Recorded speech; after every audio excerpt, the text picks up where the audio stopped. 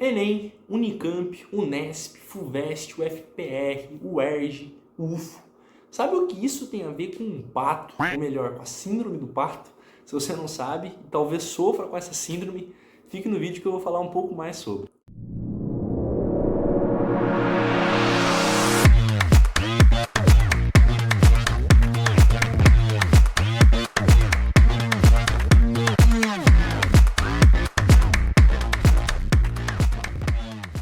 Fala pessoal, tudo bem? Eu sou o Diogo, estou estudando para entrar na faculdade de Medicina e nesse vídeo eu queria conversar com vocês um pouco mais sobre a síndrome do pato, né? Bom, o que seria essa síndrome do pato? Primeiro que pato é uma ave, né? Pato é uma ave que, não sei se vocês sabem, mas que nada, que voa e que corre. Só que o pato ele não consegue ser mais rápido que um tigre quando ele vai correr, o pato ele não consegue ser mais rápido que um tubarão quando ele vai nadar, e o pato não consegue ser mais rápido que uma águia, por exemplo, quando ele vai voar. E o que isso tem a ver com vestibulares? É muito mais do que você imagina. Bom, pessoal, no começo do vídeo eu citei alguns dos exemplos de provas que existem no Brasil, algumas das principais e mais difíceis provas que existem na nossa nação. E cada prova, pessoal, é muito comum que tenha um estilo muito específico de cobrança de conteúdo ou mesmo correção de redação. Pega a redação do Enem, compara com uma redação Fuvest, Unesp, é totalmente diferente, tanto em modelo, tanto em estrutura, quanto em gênero. Às vezes você tem outros vestibulares que trabalham com outros gêneros textuais, carta, enfim. Cada prova tem um estilo seu de ser e de cobrar os conteúdos. Outro exemplo, pega números complexos. Quando que caiu números complexos no Enem? Em outros vestibulares mais tradicionais, às vezes pode ser até que seja recorrente. Operação com matrizes. Qual foi a última vez que você fez uma multiplicação de matrizes numa prova oficial do Enem? E isso não quer dizer que não caia. Cai, mas cai de um jeito diferente da Fuvest, né? São provas totalmente diferentes em seu estilo de cobrança, em seu tempo, em seu estilo de prova. E aí, para a gente chegar na síndrome do pato. Quando que um aluno vai se preparar para algum vestibular, é muito comum que ele tenha a ideia de que ele tem que prestar a maioria dos vestibulares que ele conhece para ter mais chance de passar. Mas às vezes ele não consegue focar em um específico para estudar, e nessa tentativa de querer estudar para tudo, ele monta muitas vezes um cronograma que não dá tempo de acabar, que acumula muita matéria, que não possibilite com que ele faça revisão, e isso acaba que na verdade ele se torna um pato. Não no sentido pejorativo, mas no quesito de um aluno que presta todos os tipos de prova, mas não consegue se desempenhar bem em nenhuma. Por quê? Porque ele não pensou que cada prova tem um modelo seu de cobrar as questões.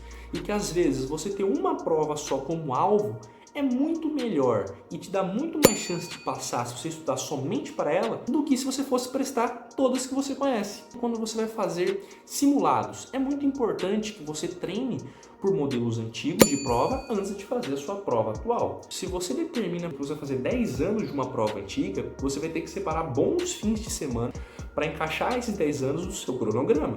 Agora, se você mistura mais de uma prova para estudar, é óbvio que você vai ter que dedicar um tempo muito maior para fazer 10 anos de 2 vestibulares diferentes, ou você vai diminuir a quantidade de um para aumentar do outro para dar tempo. E aí, se você diminui esse tempo e você tem um vestibular como foco, e você diminui a quantidade de questões que você faz dele por simulado, você vai passar por menos questões, vai enfrentar menos redações daquele exato modelo, vai passar por menos tempos de prova parecido, por estratégias de provas diferentes, e vai acabar que o seu leque vai abrindo. Em vez de você focar em um só e dominar aquele modelo de prova, aquela estratégia de prova, aquele modelo de redação, você vai querer dar conta de fazer tudo, e aí você acaba que não consegue dominar nada. Pessoal, muito dificilmente essa galera que passa aí em 5, 6 faculdades represente a maioria da população brasileira. Então, a cada ano, o seu concorrente está mais bem preparado. E se você não tem um foco em dominar aquele modelo de prova, pode ser que ele passe na sua frente. Questões discursivas. Se seu foco é passar numa federal, mas você também vai prestar Fuvest, ou Unesp, ou Unicamp, você vai ter que treinar questões discursivas. E esse treino por questões discursivas não deve ser feito lá depois que você passar da primeira fase. Porque o concorrente seu que está focado só nessa prova, ele já começou a treinar as questões discursivas no começo da preparação dele, a ler as obras literárias no começo da preparação dele. Então tenha em mente que o seu cronograma de estudos ele tem que ser muito bem planejado para ter todas as matérias de que você precisa estudar para passar no vestibular e de que ele seja estratégico para um vestibular. Isso quer dizer que você não pode prestar outros vestibulares? Não.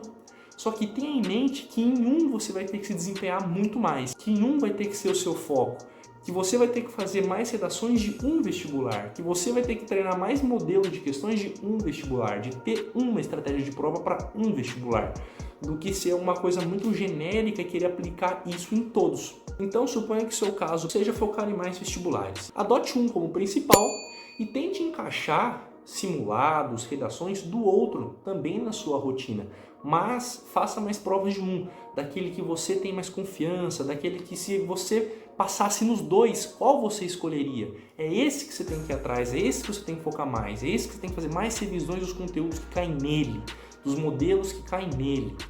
Agora o caso é outro, você vai prestar só um vestibular, você vai focar em um, vai dominar aquele modelo de prova, aquela redação, aquela estratégia. Você deve negligenciar os outros vestibulares da sua preparação? Com toda certeza não. Pega, por exemplo, o Enem de 2024. O nível de ciência da natureza dele vem um pouco mais alto. Então a galera que se preparou por provas antigas para vestibulares mais conteudistas, às vezes aumentou o seu nível de prova a ponto de pegar um segundo dia de prova do Enem e não se baquear com aquilo, porque ele já tinha treinado por outros vestibulares mais conteudistas. Ele não necessariamente fez todos os simulados daquele vestibular, mas ele iria fazer uma lista de revisão, ele não pegava só questões modelo do Enem, ele colocava questões da FUVEST, questões da UERJ, às vezes alguma questão dissertativa. Então você mesclar questões de vestibular para aprimorar o seu nível, para entrar no vestibular que você quer, é uma estratégia muito boa, porque o nível de prova que você vai querer passar está aqui. E você fazendo questões de outros vestibulares mais conteudistas está aqui. Se por algum motivo a prova aumenta o nível, você consegue bater ainda. Então, pessoal, tenha um foco. Eu vou postar esse vídeo em dezembro. Se você vai começar a estudar no ano que vem, você tem tempo ainda para definir qual vestibular é a sua prioridade, como você montar um cronograma para isso, para ele, para você se desempenhar bem nele. Enfrente sempre aquilo que te desafia. Você vai mal em linguagens no Enem, mas na FUVEST você domina a parte de gramática, mas seu foco é Enem. Mas se você não vai bem em linguagens no Enem, então você vai prestar só FUVEST, mas você quer uma federal, não faz sentido isso. Enfrente a linguagens, enfrente aquela matéria difícil, sabe? Tente outros métodos de estudo, mas tenha o vestibular como foco e se planeje para isso. Não seja um pato de querer atirar para todo lado para ver se passa em algum lugar. Não, pegue uma faculdade, um vestibular e tenha um cronograma estratégico para isso. E isso é justamente o conteúdo dos próximos vídeos, como você montar um cronograma estratégico, como você encaixar a revisão. Muito se fala besteira aí por hoje de como fazer revisão, né? Daqueles 7, 14, 21, sei lá quantos dias. Balela isso, tá? Não é assim que a galera revisa, ou se revisa errado fazendo por esse jeito. E se você gostou desse vídeo, escreva aí no comentário, compartilha com seu amigo que está fazendo errado ou que está fazendo certo e quer ter a certeza de que está nesse caminho certo. E eu espero você no próximo vídeo. Falou, pessoal!